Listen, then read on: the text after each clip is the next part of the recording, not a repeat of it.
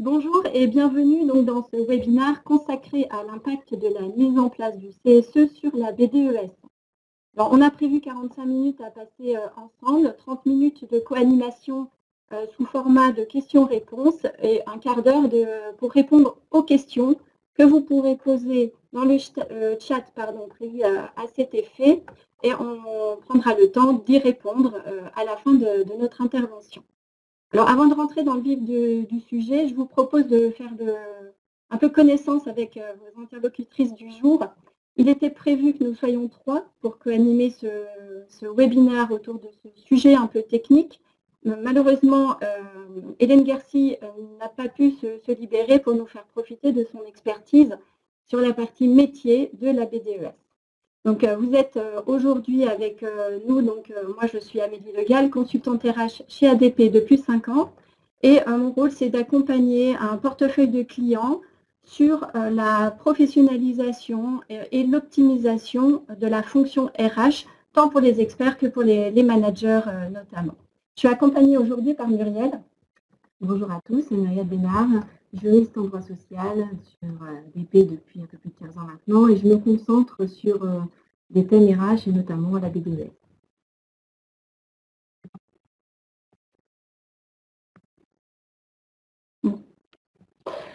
Alors, le sujet du jour, c'est donc le binôme base de données et économique et sociale et CSE.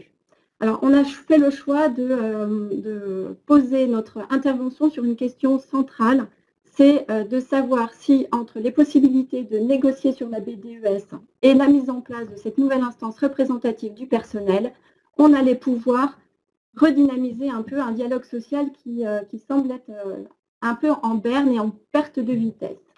Alors, pour rappel, la BDES est une obligation pour les entreprises de plus d'au moins 50 collaborateurs qui doivent consulter et informer régulièrement leurs IRP. Cette BDES, elle a été conçue par le législateur comme un outil central du dialogue social pour permettre aux élus d'exercer utilement leurs compétences. Or, il s'avère qu'au vu des données chiffrées que l'on a pu avoir à travers une étude qui a été menée par le cercle Maurice Cohen et qui est sortie récemment, que 85% des élus interrogés estiment ne pas bénéficier d'une information plus complète et de meilleure qualité avec la mise en place de cette BDES.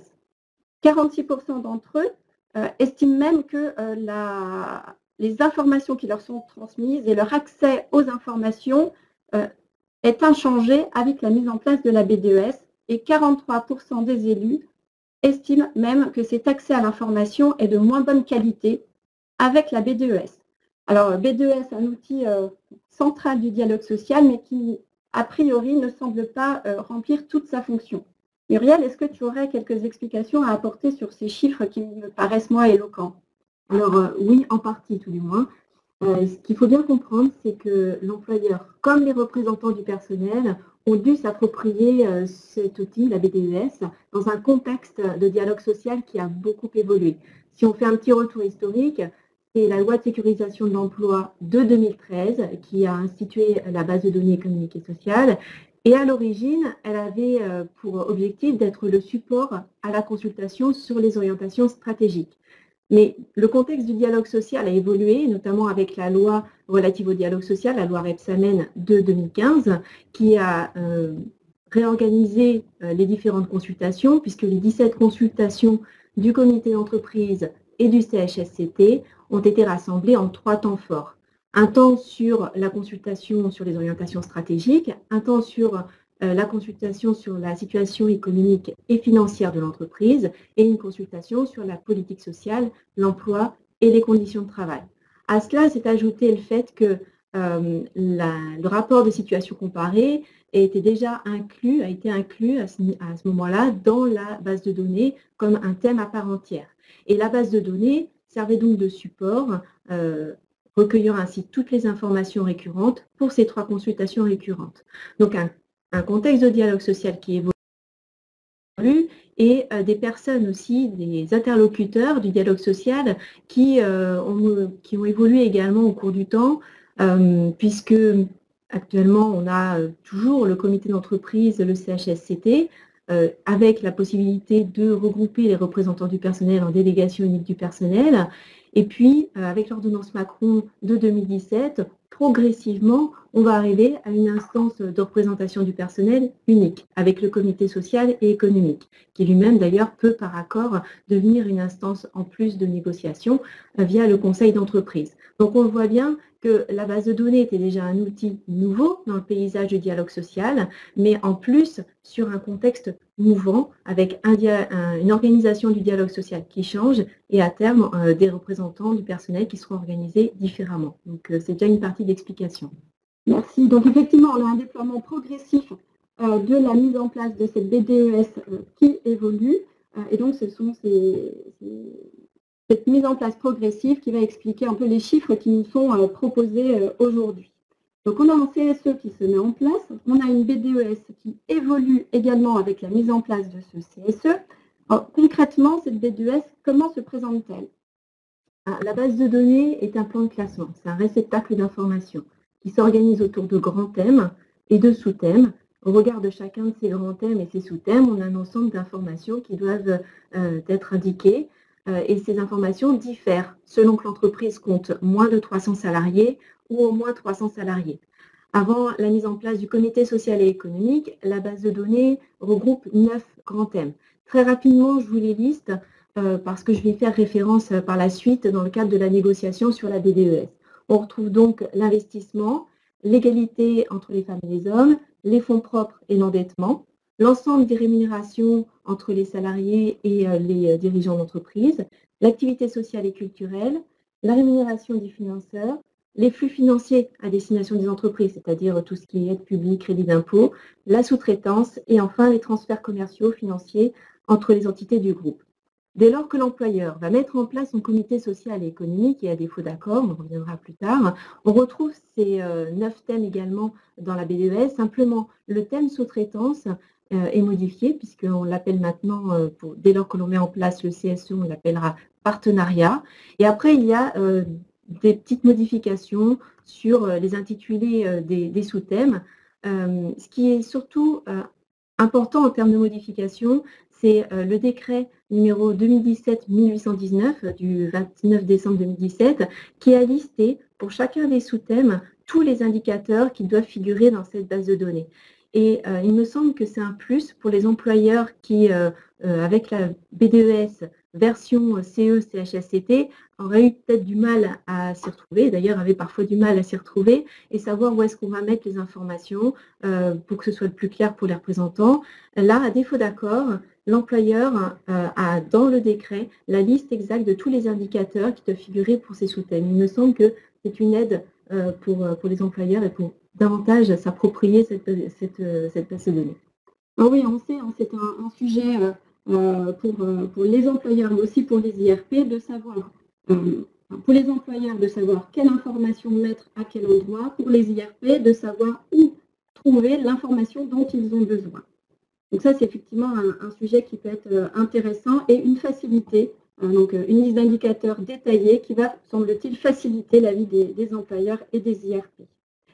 Alors, ça facilite la vie, peut-être, mais est-ce que ça ne peut pas également être un frein au dialogue social? Oui, alors effectivement, dès lors que l'on a quelque chose qui est très normé, c'est une sécurité pour l'employeur, je pense au délit d'entrave par exemple, mais ça peut aussi effectivement constituer une contrainte, notamment si l'employeur, comme les représentants du personnel, ne se retrouve pas avec cette base de données très normée et souhaite l'adapter davantage à l'organisation de leur entreprise. Et en cela, on a une nouveauté avec les ordonnances Macron de 2017, puisqu'elles prévoient un assouplissement, notamment via la négociation. Rapidement, le dialogue social dans le Code du travail est organisé en dispositions d'ordre public, c'est-à-dire des dispositions sur lesquelles il n'est pas possible de déroger, des dispositions sur lesquelles on peut négocier, ce que l'on appelle le champ de la négociation collective, et à défaut d'accord, eh bien, on a les dispositions supplétives qui vont s'appliquer et que l'employeur devra respecter. Eh bien, la BDES ne fait pas exception et va bénéficier de dispositions sur lesquelles on va pouvoir négocier, et un paramètre assez large sur lesquels on va pouvoir négocier. Et ça, c'est une nouveauté car jusqu'alors, dans la BDES version CE-CHSCT, il était possible simplement d'enrichir la base de données, mais pas de bouleverser tout le plan de classement. Donc finalement, on peut aller jusqu'à une BDES sur mesure? Oui, tout à fait, une sorte de BDS sur mesure, et finalement que l'entreprise ait mis en place un CSE ou non. C'est-à-dire que si actuellement, employeur, vous n'avez pas encore mis en place de comité social et économique et vous avez encore un comité d'entreprise et un CHSCT dans votre entreprise, vous pouvez tout à fait négocier dès maintenant sur la BDES. C'est possible depuis le 23 septembre 2017, depuis que l'ordonnance Macron a été publiée. Donc un petit peu de souplesse dans tout ça, mais est-ce que cette souplesse est assez grande? Est-ce que tout est ouvert au champ de la négociation? Non, alors les paramètres sont assez larges, mais tout n'est pas ouvert à la négociation. Concrètement, l'employeur peut négocier sur l'organisation, l'architecture et le contenu. Il peut également négocier sur les modalités de fonctionnement, c'est-à-dire les modalités d'accès, le niveau de mise en place, notamment pour les entreprises qui ont plusieurs établissements distincts, le support, savoir si on fait sur support papier, sur support numérique, les modalités également d'utilisation et de consultation de la base de données. Donc quand même un paramètre assez large de négociation, mais il y a quand même des garde-fous à respecter. Et notamment, le premier garde-fou à respecter, c'est la signature d'un accord majoritaire. C'est-à-dire que l'employeur qui souhaite négocier sur sa base de données devra signer cet accord pour qu'il soit valide avec des syndicats, les délégués syndicaux de son entreprise qui sont représentatifs et qui ont obtenu plus de 50% des suffrages au premier tour des élections. Si l'employeur souhaite négocier sur sa BDES, mais qu'il n'a pas de délégué syndical dans son entreprise, il pourra le faire en négociant avec son comité social et économique. Et dans ce cas-là, ce sera avec la majorité, il devra obtenir la majorité des titulaires pour que l'accord soit valide. Donc ça, c'est le premier garde-fou qui se situe au niveau de l'accord. Le deuxième garde-fou, c'est au niveau des dispositions d'ordre public. Il faudra respecter à tout prix, comme je l'ai dit tout à l'heure, ce sont des dispositions sur lesquelles on ne peut pas déroger. Et donc, dans cette BDES, on devra retrouver toutes les informations récurrentes qui sont nécessaires pour les 3 consultations. Orientation stratégique, situation économique et financière et politique sociale. On devra également retrouver dans cette base de données toutes les informations relatives à l'égalité professionnelle.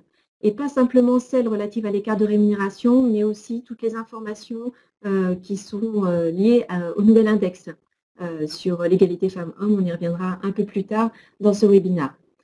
Donc ça, ce sont 2 garde-fous importants que l'employeur devra respecter. Ensuite, il y a 2 conditions incontournables. S'il souhaite négocier sur sa BDES, il devra conserver les 7 premiers thèmes que j'ai évoqués tout à l'heure, les 7 premiers grands thèmes. En clair, ça signifie que les 2 derniers thèmes, la sous-traitance et, j'ai oublié, les transferts commerciaux entre les entités du groupe, pourront être supprimés. Donc, s'il souhaite négocier sur sa base de données, il conserve absolument les 7 premiers thèmes. Et enfin, il devra veiller à ce que l'organisation, l'architecture, le contenu et les modalités de fonctionnement de cette base de données permettent aux représentants du personnel d'exercer utilement leurs compétences. Voilà, donc des paramètres assez larges, mais quand même des contraintes, des conditions à respecter. Parfait. Alors, si on prend un exemple concret, est-ce qu'on peut imaginer qu'un employeur qui souhaite réorganiser sa BDES puisse par accord prévoir 3 rubriques qui correspondent aux 3 consultations récurrentes? Oui, par accord, l'employeur pourrait tout à fait organiser sa BDES avec 3 grandes rubriques correspondant aux 3 grandes consultations, avec bien sûr, sous réserve bien sûr de respecter les conditions que l'on vient d'évoquer. Et bien sûr, dans ces 3 grandes consultations, on devra retrouver au moins les 7 grands thèmes de la BDES. On peut aussi imaginer, il y a des entreprises qui ont négocié cela, une BDES avec un thème, avec simplement les consultations récurrentes, un autre thème avec les consultations, tout ce qui est informations périodiques, par exemple les informations trimestrielles pour les entreprises d'au moins 300 salariés, et enfin un autre thème sur tout ce qui est consultation ponctuelle, qui a nécessité de mettre des informations. Il y a des entreprises qui ont négocié, qui ont organisé leur BDES de la sorte. D'accord. Alors, on a vu qu'un accord d'entreprise pouvait permettre de négocier sur sa BDES. Qu'en est-il des accords de branche? Alors, les accords de branche, peuvent également prévoir des dispositions sur la BDES, sur classiquement ce qu'on vient de dire, l'organisation, l'architecture, le contenu et sur les modalités de fonctionnement. Simplement, cet accord de branche sera à destination des entreprises de moins de 300 salariés. Ce qui signifie qu'une entreprise de moins de 300 salariés qui n'a pas signé d'accord d'entreprise sur sa BDES devra appliquer cet accord de branche. En revanche, si l'entreprise de moins de 300 salariés a signé un accord d'entreprise sur sa BDES, alors elle n'appliquera pas cet accord de branche. Donc, à défaut d'accord de branche pour les entreprises de moins de 300 salariés et d'accord d'entreprise, est-ce que les règles qui encadrent le fonctionnement de la BDES sont les mêmes pour une entreprise qui ont un comité d'entreprise et les entreprises qui ont un CSE? Alors, à défaut d'accord, les règles qui régissent les modalités de fonctionnement de la BDES sont sensiblement les mêmes pour le CSE qu'elles existaient déjà pour le CE et le CHSCT. C'est-à-dire qu'on retrouve le fait que la BDES doit être mise en place au niveau de l'entreprise. Elle s'adresse toujours aux suppléants et titulaires elle s'adressait déjà aux suppléants titulaires du comité d'entreprise, elle va s'adresser aux suppléants titulaires du CSE et aux délégués syndicaux. On retrouve dans cette BDES toutes les informations récurrentes. L'employeur devra informer les destinataires de cette BDES de l'actualisation des données et ce sera lui de déterminer la façon dont il va actualiser. Il déterminera aussi les modalités d'accès, de consultation et d'utilisation de la BDES. Si dans la BDES, l'employeur met des informations qu'il considère comme étant confidentielles, là encore, l'employeur devra, comme avant, préciser quelles sont ces informations qui sont confidentielles et la durée de cette confidentialité. En parallèle, les représentants conservent leur obligation de discrétion vis-à-vis de ces informations confidentielles. L'employeur doit toujours mettre à jour sa BDES en respectant la périodicité au moins des consultations. Donc on le sait maintenant avec le CSE, on pourra, même avant d'ailleurs, on pouvait négocier sur la périodicité de ces consultations. Si les consultations sont annuelles, ça signifie que l'employeur doit au moins mettre à jour sa base de données avant chacune des 3 consultations, une fois par an. Et il devra, pour les employeurs d'au moins 300 salariés, il devra aussi la mettre à jour des informations trimestrielles. Les informations qui sont contenues dans cette base de données concernent l'année en cours, les 2 années précédentes et les 3 années à venir, telles qu'elles peuvent être envisagées par l'employeur, bien sûr. Et enfin, ce sont des données chiffrées pour les années en cours et pour l'année en cours et les 2 années précédentes en tout cas.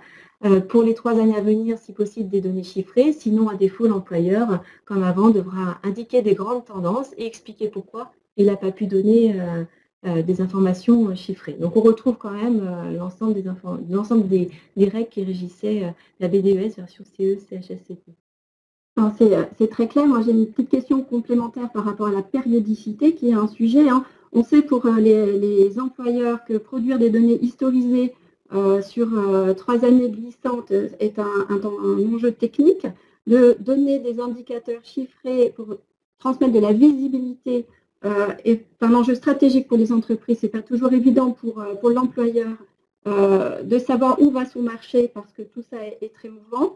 C'est donc 2 sujets qui pourraient être intéressants pour les employeurs de simplifier. Est-ce qu'avec ce que tu nous as expliqué, on pourrait imaginer de négocier sur la périodicité des informations à transmettre dans la BDES? Alors, en effet, la périodicité des informations qui figurent dans la BDES, année en cours, 2 années précédentes et 3 années à venir, sont des dispositions supplétives. Donc, comme j'expliquais tout à l'heure, ce sont des dispositions qui s'appliquent à défaut d'accord. Donc, en théorie, on pourrait considérer que finalement, un accord peut supprimer les 2 années précédentes ou supprimer les 3 années à venir. Ça, c'est la théorie à mon sens, car en pratique, j'invite à la prudence. D'abord, sur les 2 années précédentes, ça paraît peu envisageable, étant donné que les représentants du personnel ont l'habitude d'échanger avec l'employeur sur ces informations sur des années qui sont écoulées pour voir les tendances et pour voir l'évolution. C'est tout l'enjeu du dialogue social, d'échanger non pas sur un indicateur en tant que tel, mais de voir l'évolution de l'indicateur. Ça, c'est une habitude et comme on l'a vu au début de ce webinaire, les représentants du personnel ont du mal à s'approprier cette BDES. Donc, si on en change en plus leurs paramètres et si on enlève cette possibilité d'échanger sur une évolution d'indicateurs, ça semble peu envisageable. Quant aux 3 années à venir, en théorie également, ce serait possible. Cela dit, j'invite à la prudence également, car lors d'une décision de justice, un employeur a été jugé dans le cadre d'une consultation sur les orientations stratégiques où les informations dans la BDES sur les 3 années à venir n'ayant pas été indiquées, le juge a considéré que le comité d'entreprise n'était pas à même de porter un avis éclairé sur cette consultation sur les orientations stratégiques. Donc c'est un cas d'espèce précis, mais qui, à mon sens, pourrait s'appliquer aussi aux autres consultations et surtout pourrait s'appliquer au comité social et économique. Donc en l'absence d'autres décisions de justice, vraiment une grande prudence et pour le moment, en tout cas, plutôt conserver cette périodicité d'années en cours, 2 années précédentes et 3 années à venir. On en revient un peu à cette notion de l'objectif de la BDES, à savoir permettre aux élus d'exercer utilement leurs compétences et donc d'avoir des informations qui leur permettent de le faire. Voilà, d'avoir un avis éclairé, tout à fait. Alors, on vient de voir un peu quelles étaient les possibilités de négocier sur le fonctionnement de cette BDES. Voyons un petit peu le contenu. Qu'est-ce qu'il est possible de faire par rapport au contenu de cette BDES et en particulier sur les grands rapports que vous connaissez tous bien. Alors, on sait qu'à défaut d'accord, par exemple, les indicateurs du bilan social doivent être répartis dans la BDES.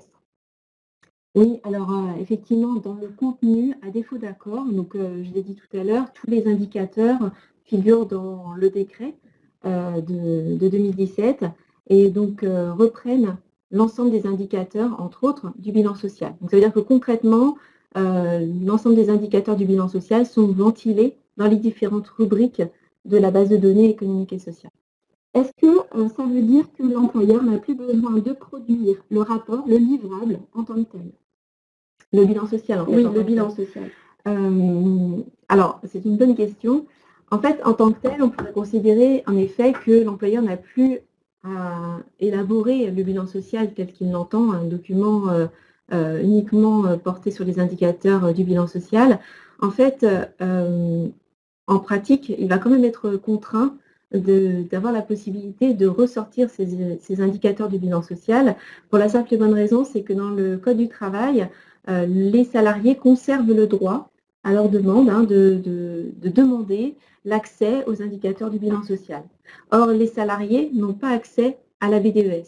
Donc, l'employeur, s'il est face à une demande de son salarié d'accéder aux informations du bilan social, il va être dans l'obligation d'extraire les informations pour pouvoir les transmettre aux salariés. Donc, il a finalement 2 possibilités. Soit il constitue sa BDES en l'alimentant des différents indicateurs, dont ceux du bilan social, et après, il a un moyen d'extraire ces données pour reconstituer un bilan social à la demande du salarié. Ou alors, il constitue son bilan social, je dirais en quelque sorte à l'ancienne, conservant le document que l'on connaît bien, et il réexploite ces données du bilan social, ou plutôt il réorganise ces données du bilan social pour les injecter dans la BDES et donc alimenter les différentes rubriques de la BDES. Peut-être encore un peu de travail de simplification à réaliser sur ce bilan social et aux différents acteurs qui peuvent en bénéficier, oui, à voir. Alors, on a vu donc ce cas un peu particulier du bilan social. Qu'est-ce qui se passe pour les autres rapports? Alors, les indicateurs qui sont contenus dans les autres rapports sont également intégrés dans la BDES. Je pense au rapport annuel unique qui existait pour les entreprises de moins de 300 salariés, les indicateurs qui figuraient également dans le rapport annuel d'ensemble, qui était pour les entreprises d'au moins 300 salariés. Les indicateurs ont également été injectés dans la BDES. Alors, si vous regardez dans le détail, vous verrez qu'ils n'ont pas forcément tous été repris à la lettre. mais c'est tout simplement pour éviter les doublons, parce que dans ces différents rapports, parfois on retrouvait les mêmes indicateurs et tout simplement, il y en a qui figuraient déjà dans la BDES, donc c'était pas utile de les ajouter. Mais ce qu'on peut retenir, c'est que l'ensemble des indicateurs de ces différents rapports sont intégrés dans la BDES. On doit retrouver en tout cas toutes les informations relatives au programme et au rapport annuel sur la prévention des risques. En revanche, il y a le rapport sur la participation qui contient des données, et pour certaines d'entre elles qui ne sont pas reprises dans la BDES. Dans ce cas-là, l'employeur il a deux possibilités, soit compléter sa BDES des informations qui figurent dans ce rapport, ou soit transmettre le rapport en parallèle aux représentants du personnel. D'accord. Alors, à part finalement notre bilan social toujours un petit peu particulier, sur les autres rapports, on est bien dans une logique de simplification et de fluidité de communication des indicateurs concernés. Alors, un petit rappel au passage, c'est que la mise à disposition de ces rapports, enfin, en tout cas de ces indicateurs dans la BDES, vaut communication de ces rapports. Oui, alors notamment, et on a peut-être oublié d'évoquer également le rapport de situation comparée. Je l'avais évoqué en tout début de présentation en disant que la loi relative au dialogue social avait intégré le rapport de situation comparée comme étant un thème à part entière de la BDES. Avec le CSE, ça ne change pas, c'est toujours un thème à part entière, et d'ailleurs avec l'ensemble des indicateurs du rapport de situation comparée, des éléments d'analyse qui doivent y figurer. Et puisqu'on est sur l'égalité, j'en profite également pour indiquer que désormais, suite à la loi AMIR professionnelle, tous les indicateurs qui doivent figurer dans le nouvel index que doivent produire les employeurs devront également figurer dans la base de données. Et pas seulement la note finale. Il s'agit bien de l'ensemble des indicateurs détaillés par classification, ainsi que la méthodologie. Pour rappel, il y a des indicateurs, soit 5 indicateurs pour les entreprises de plus de 250, ou pour les entreprises de 50 à 250, il y a 4 indicateurs. Et pour l'ensemble de ces indicateurs, l'employeur peut éventuellement choisir entre une classification de branche ou de répartir ses salariés selon une classification de branche ou selon un système de cotation propre à l'entreprise, ou encore les CSP, sous réserve que l'indicateur soit calculable. Je ne rentre pas plus dans le détail de l'indicateur, mais ces explications, par exemple, de choisir pourquoi est-ce qu'on a choisi tel ou tel regroupement des salariés, ce sont des informations qui devront être expliquées aux représentants du personnel et qui devront figurer dans la BDES. Alors, les textes légaux ne disent pas à quel endroit de la BDES doivent figurer ces indicateurs. Vous l'aurez sûrement remarqué, ces indicateurs ressemblent fortement à d'autres indicateurs sur l'égalité qui figurent déjà dans la BDES. Sauf que dans le cadre de l'index, ces indicateurs sont beaucoup plus encadrés en termes de calcul et de paramètres. Donc, vous avez deux possibilités. Soit vous les incluez dans la BDES de façon adjacente à ceux qui existent déjà, ou soit à la fin des indicateurs sur l'égalité, vous ajoutez l'ensemble de ces 5 ou 4 indicateurs relatifs à l'égalité, avec la méthodologie et éventuellement, et aussi la note finale sur ces indicateurs. Et donc effectivement, comme tu disais Amélie, dès lors que l'on met l'ensemble des informations qui sont contenues dans ces différents rapports dans la BDES, cela vaut communication aux représentants du personnel. Il y a quand même deux conditions à respecter qu'il ne faut pas oublier. D'abord, c'est la mise à jour de ces informations, conformément aux dispositions légales. C'est-à-dire que si le rapport est annuel, il faudra que l'employeur pense à mettre à jour les indicateurs de ce rapport annuel au moins une fois par an. Et puis la deuxième condition, c'est également de veiller à ce que les commentaires et analyses qui doivent figurer en accompagnement de ces rapports figurent bien dans la base de données. On a dit que c'était des informations chiffrées qui figuraient dans la BDES, mais c'est vrai que dans ces différents rapports, vous avez parfois des zones de commentaires, d'analyse. Je pense par exemple à l'égalité et les mesures correctives. Eh bien, ce genre d'informations et de commentaires doivent également figurer dans la BDES. Et donc, pour que ces rapports, pour que l'ensemble des indicateurs figurant dans la BDES au regard de ces rapports, ça va une communication auprès des représentants, il faut bien qu'il y ait aussi ces éléments d'analyse en complément. Parfait. Alors, pour récapituler sur cette partie négociation, ce qu'il faut retenir, c'est que ce soit avant ou après la mise en place du CSE, l'employeur peut négocier sur sa BDES pour l'adapter. Et c'est aussi en l'adaptant qu'il va pouvoir faciliter, simplifier et en faire un outil efficace de son dialogue social. Par ailleurs, même si l'employeur n'a pas la volonté de négocier sur ce sujet, il a tout intérêt malgré tout, dès qu'il met en place son CSE, d'engager le dialogue, d'échanger sur le format de cette BDES version comité social et économique. Alors, on a longuement parlé du fonctionnement de la BDES, de son contenu. Muriel, est-ce que le législateur nous impose quelque chose en termes de support?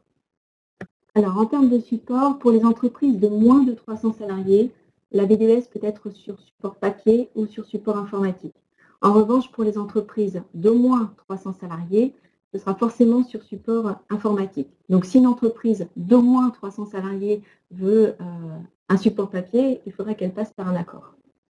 Alors moi, ce que je retiens un peu, au vu des enjeux entre la masse des informations à communiquer, à analyser, la production des indicateurs, qui est toujours un sujet complexe pour les employeurs, leur mise à disposition, les enjeux de sécurité des données, de RGPD, d'habilitation. Finalement, quelle que soit la taille de l'entreprise, on peut imaginer qu'une BDES sur support informatique au moins ou numérique, c'est encore mieux, soit à privilégier. Tout à fait.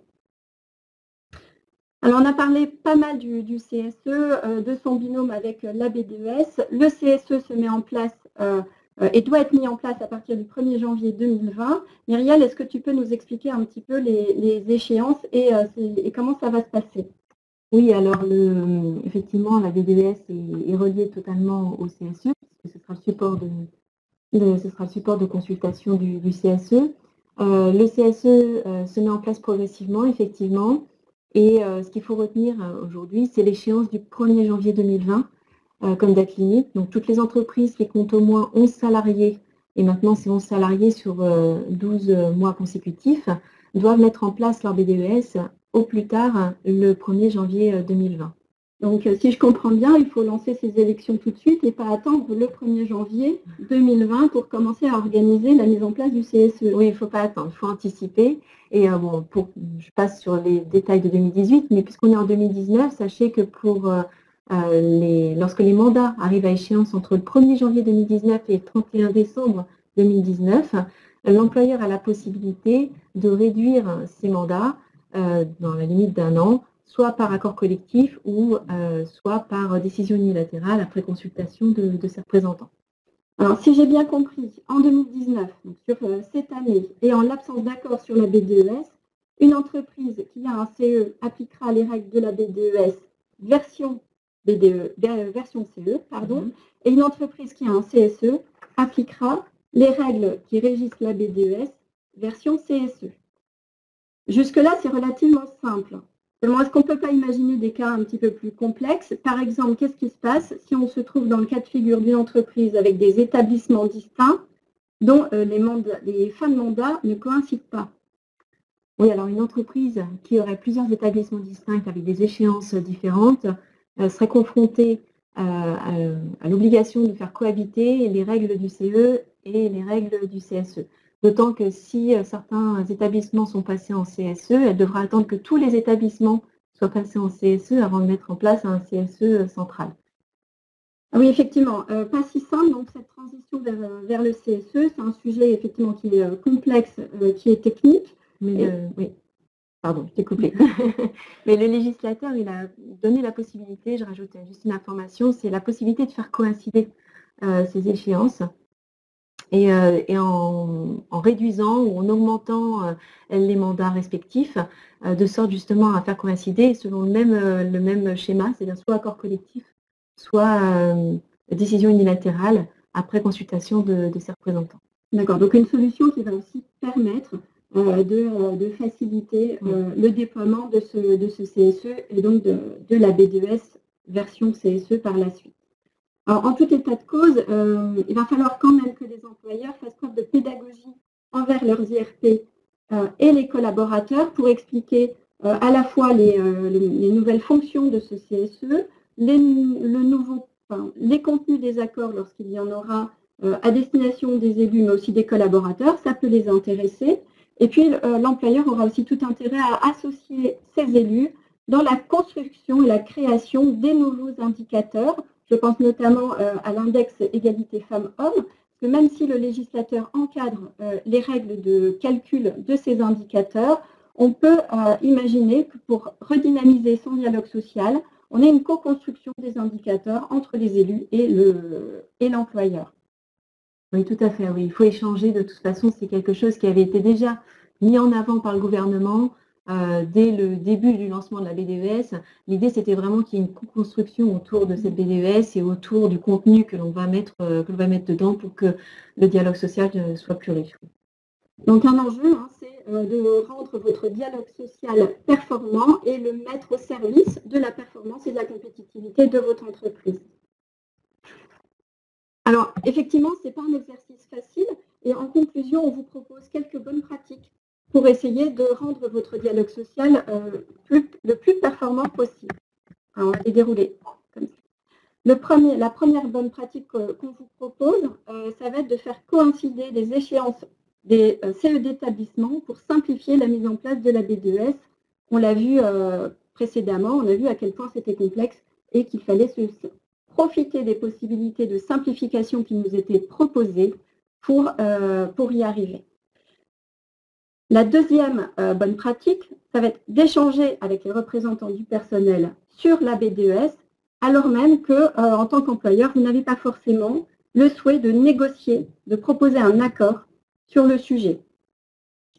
La troisième bonne pratique, ça va être de se doter d'outils qui vont vous faciliter tant la production des indicateurs de la B2S que l'alimentation de cette dernière. Et la dernière bonne pratique, c'est d'intégrer vos IRP à la construction des indicateurs. On l'a vu, ça va permettre à tout le monde, en termes de co-construction, de travailler davantage ensemble, pour les IRP d'avoir une meilleure compréhension des modalités de calcul et donc des données que vous pouvez leur mettre à disposition. Et je crois que Muriel, tu avais quelques points sinon d'alerte, du moins de vigilance à nous proposer avant la fin de ce webinaire. Oui, je voulais juste préciser un point sur les délais de consultation. Le CSE comme le CE conserve un délai de consultation et si le CSE n'a pas rendu un avis à l'issue de ce délai, on considère qu'il a rendu un avis négatif. Et là où je voulais en venir, c'est le lien avec la BDES, puisque dès lors que l'employeur met à jour la BDES en vue de l'une des 3 consultations, eh bien, cela va donner le départ pour ce délai de consultation. Donc ça, il ne faut vraiment pas l'oublier. Et si vous souhaitez aménager cette règle, échangez avant avec vos représentants. Et enfin, pour terminer un peu, c'est de bien prendre en compte le fait que la BDES est un outil qui doit être lisible et au sein de laquelle le représentant du personnel doit pouvoir facilement se repérer l'information importante. Et à mon sens, dans le cadre de la construction de cette base de données, c'est ce qu'il faut garder à l'esprit, se mettre à la place du représentant qui n'a pas forcément construit les indicateurs en tant que tels et du coup lui apporter l'ensemble des informations qui lui permettent de comprendre cet indicateur. C'est, je pense, aussi à l'avantage de l'employeur puisque l'échange en sera plus riche à ce niveau-là. Parfait. Merci beaucoup Muriel pour tous ces éclairages. On a terminé notre co-animation sur le sujet. On va maintenant répondre aux questions que vous avez pu nous poser à travers le chat. Juste quelques instants, le temps qu'on puisse en prendre connaissance. Alors, je vous remercie déjà pour ces questions. Alors, la BDS est-elle obligatoire s'il y a carence aux élections des IRP? Eh bien, la réponse est non. Si vous n'avez pas de représentant du personnel, vous n'avez pas d'obligation de mettre en place votre BDES. Toutefois, si c'était par exemple les premières élections pour une mise en place de BDES, ou plutôt plus exactement une première mise en place de BDES, rien ne vous empêche de la constituer par ailleurs, ce qui vous fait un exercice et ce qui vous permet de vous habituer et d'alimenter cette BDES, je dirais pour de faux, au fur et à mesure, et comme ça d'être prêt le jour J. Alors, le décret, il s'agit du décret numéro 2010. Alors, attendez, je vais vous le donner exactement. Je vais 2017-1819 du 29 décembre 2017. Dedans, vous avez l'ensemble des indicateurs, donc tous les indicateurs. Il faut juste rajouter un point suite à la loi Avenir professionnel. Vous avez au niveau des entretiens professionnels, on peut également négocier. Donc, il y a quelques informations qui sont rajoutées sur évoquer la périodicité éventuellement qui pourrait changer dans le cas des entretiens. Et vous avez le fameux index sur l'égalité, mais sinon, tous les autres indicateurs figurent dans ce décret. Alors, est-ce que la possibilité de négocier sur la BDES permet de remplacer le bilan social et le rapport égalité homme-femme? Eh bien, la réponse est non, parce que ce sont des informations récurrentes et que les informations récurrentes de la BDES font partie des dispositions d'ordre public, c'est-à-dire celles auxquelles on ne peut pas déroger. Elles sont récurrentes parce qu'elles doivent être évoquées lors des consultations, la consultation sur la politique sociale, et donc ces informations ne peuvent pas être supprimées via un accord.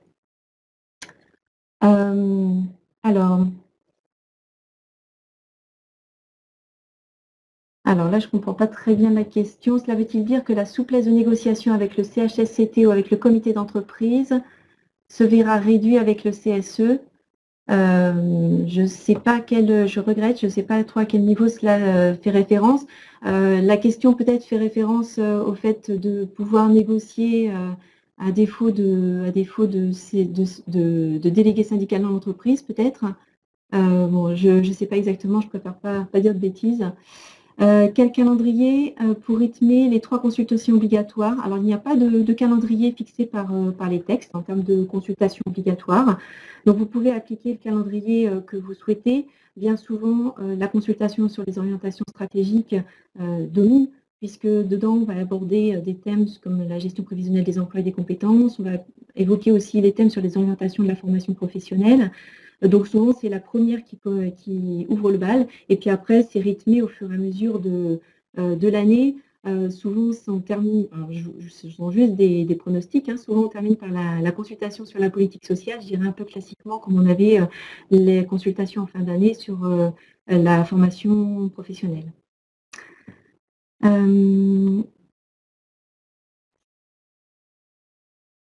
Alors, pourriez-vous confirmer dans quelle consultation se situe l'effort construction et la taxe d'apprentissage? Alors, l'effort construction, je regrette, je ne me souviens plus. La taxe d'apprentissage, c'est dans le cadre de la consultation sur la politique sociale. L'effort construction, je regrette, je ne me souviens plus exactement où est-ce qu'il se situe. Oui, tout à fait. A priori, le bilan social peut encore être réclamé par un salarié ou un actionnaire. C'est toujours vrai. Tout à fait, je ne l'ai pas évoqué, mais il y a également la possibilité, dans le cadre d'une entreprise en action, pour un actionnaire, l'employeur doit de toute façon transmettre également les informations du bilan social. C'est toujours vrai. Alors, ISO précise, les 2 dernières rubriques peuvent être écartées par un accord d'entreprise majoritaire ou en l'absence de délégué syndical, un accord avec les élus titulaires du CSE. Est-ce à dire qu'elles sont toujours présentes dans le décret? Alors, oui, c'est les 2 rubriques. La BDES compte 9 rubriques et les 2 rubriques qui peuvent être écartées par accord sont toujours présentes dans le décret, tout à fait. Si vous souhaitez négocier sur votre BDES, ce sera effectivement par accord majoritaire ou avec les élus titulaires du CSE si vous n'avez pas de délégué syndical, et vous pourrez retenir que les 7 premières rubriques. Mais les 2 autres rubriques sont toujours dans le décret. Alors, si on ne ventile pas les différentes données du bilan social, les différents indicateurs du bilan social, mais qu'on injecte le bilan social avec les pages, est-ce que c'est possible? Alors, Non, en fait, il faut bien réinjecter les différents indicateurs du bilan social dans les différents thèmes et sous-thèmes de la BDES.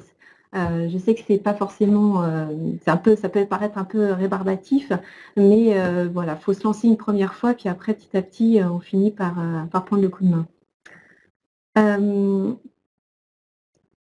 Existe-t-il un modèle transposé des BDES sous format Excel? Alors, si vous faites référence, par exemple, à ce qui a pu être fait par le ministère du Travail sur les indicateurs égalité, d'un point de vue légal, d'un point de vue officiel, il n'y a pas de BDES réalisé sous format Excel et qui a été publié par les sites du ministère du Travail ou encore .gouv.fr. Il n'y a pas, ça n'existe pas, mais c'est vrai que le décret, en revanche, qui présente l'ensemble des indicateurs, pourrait, à mon sens, être facilement réexploitable, remis sous Excel si c'est ce que vous souhaitez. Alors ensuite,